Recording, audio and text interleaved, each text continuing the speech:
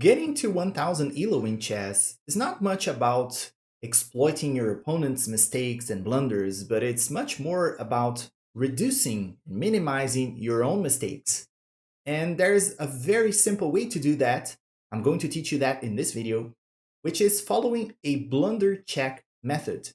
And I'm going to teach you the one that I use in my games too, which is a very simple three-step method you have to follow. You just have to ask yourself three questions before you make any move.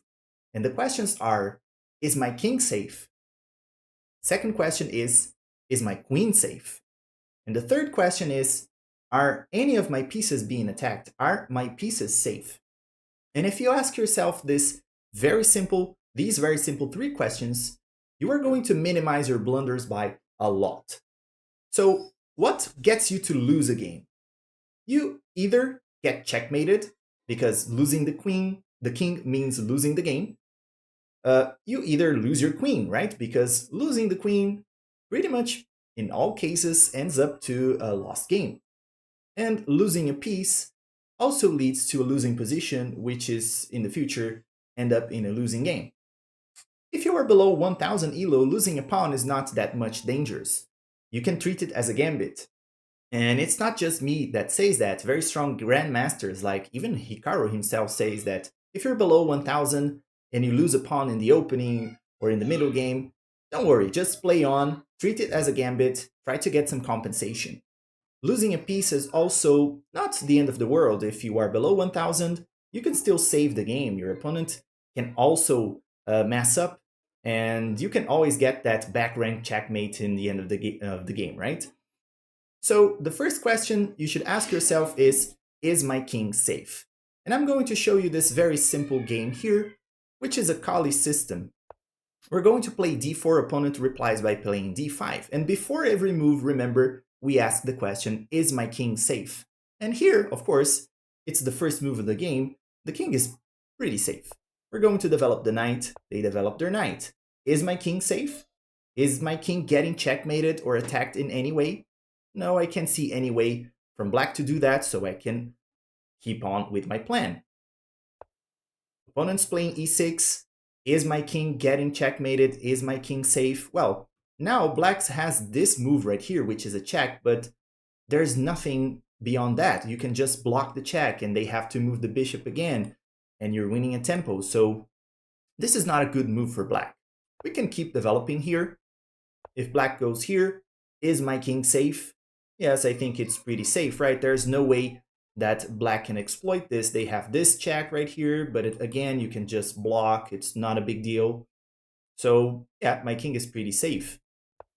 So I play this move c3, protecting my pawn. They develop the knight. Is my king safe? You have to ask yourself before making every move. Is my king getting checkmated? Is my king under attack or under some kind of pressure? Get this habit. Start developing this habit of asking yourself this question before every move you make. Here, it's not a big deal. We develop the knight. They develop their bishop. My king is safe. Not a big deal. I'm going to castle. And after castling, now king safety is not a big deal. We are very safe here.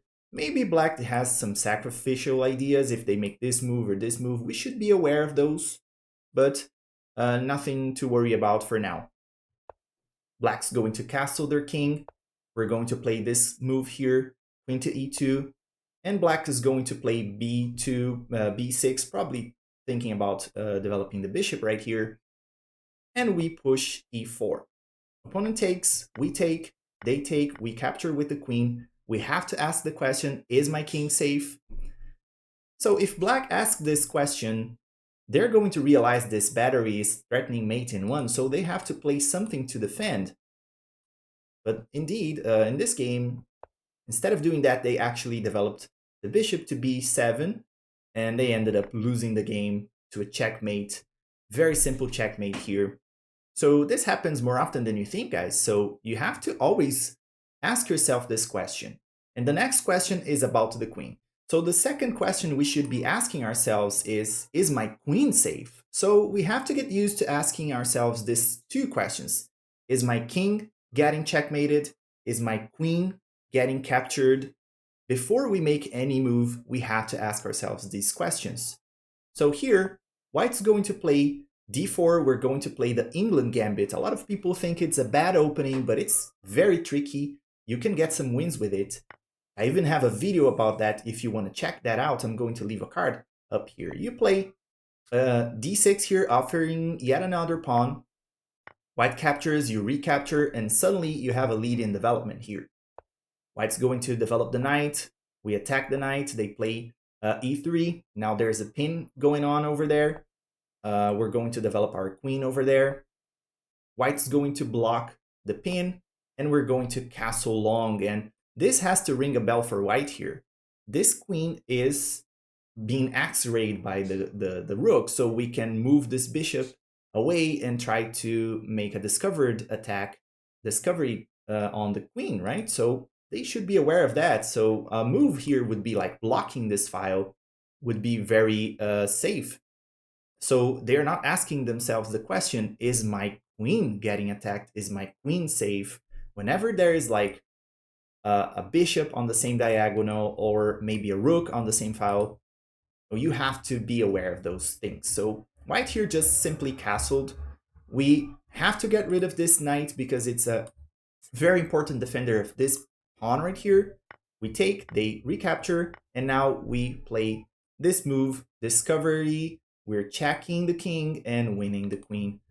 They take our bishop, we take the queen, they recapture, and from here on we can play many things. We can, for example, play this move, encouraging further trades, and we can trade up to an endgame and win quickly. And again, before you make any move with your queen, let's say you want to move the queen here in the next move, you have to ask yourself the question, is this square available for my queen? Is my queen getting attacked? Is my queen getting captured? Is my king safe? We always have to ask ourselves these questions before making any move. And now the last question we should be asking ourselves is, are any of my pieces safe? Are my pieces getting attacked? And you might be wondering, but Victor, I have no time to ask these questions in a blitz game.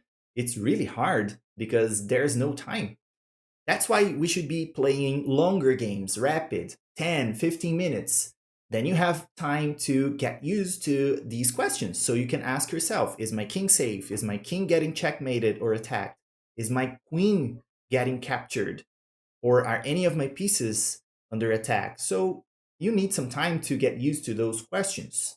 So that's why we should be playing longer games. In this example here, we're playing a very simple Italian game. We develop the knight, bishop to c4, bishop to c5, we castle, knight to f6, d3, black castles, we pin the knight there, they play h6, we trade. This is not the best game, it's just an example, okay? And maybe white has an idea of coming here and here to put the knight on a very nice outpost here. It's a good square for the knight, maybe that's the idea, but the problem is when you make this move, you're just hanging your knight in one move. It's a one move blunder.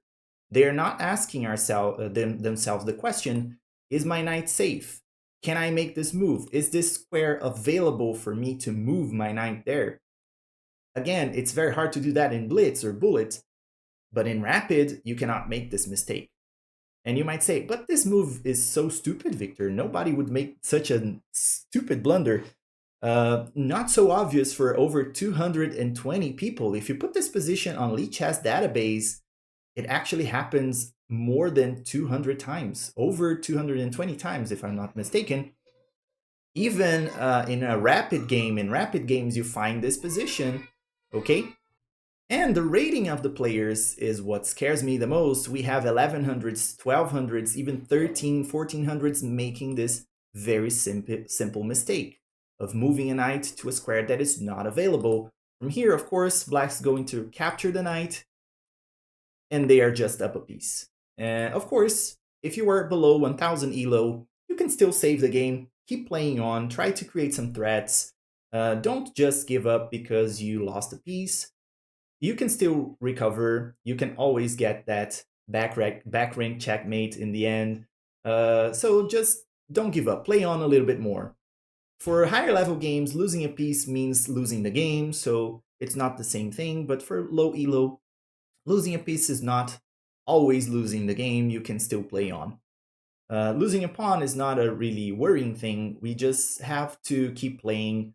For low elo is not a big deal, okay? Mind your moves and ask yourself the question, is my king safe? Is my queen safe? Are my pieces safe? And if you do that, you're probably going to minimize your blunders by a lot. And if you liked this video, please consider liking the video, subscribe to the channel, and leave a comment below too. I'll see you guys in the next one.